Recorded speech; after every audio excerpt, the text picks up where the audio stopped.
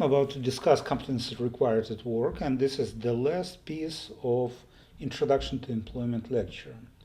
And I would like us to start with this graph that prompts that work-related competence consists of three domains, which are administrative competence, occupation required, and industry related.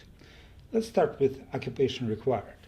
So if for instance, I'm an accountant, I'm supposed to know something about the accounting, not only know, but also practice this and be able, let's say, to know debit credits and be skilled to do a general ledger and be able to create balance sheet or income statement and so on and so forth.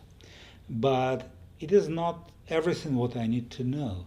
So occupation required competence is a big chunk, but it is not everything.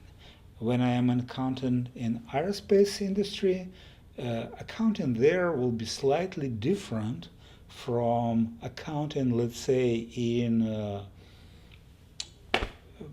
film production. So debit credits will be the same, but practices, taxes, expenses can be different. So that is why industry-related competence comes into play. But even if I know debits and credits, and even if I know how expenses are calculated in aerospace industry, I still need to know how to read, write. I need like something more general. And sometimes it's called administrative competence, and let's take a look at that.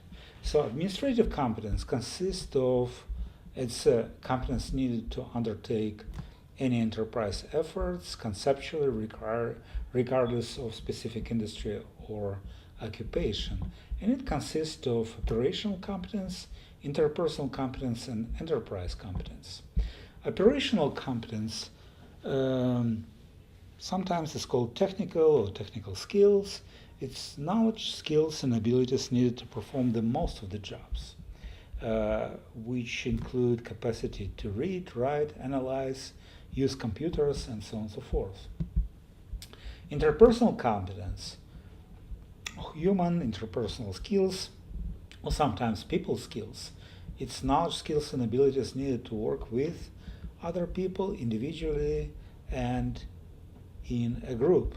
And this includes listen actively, communicate, understand others' motivation, and so on and so forth, and etc. And lastly, enterprise competence. So sometimes it's called organizational skills, or conceptual competence.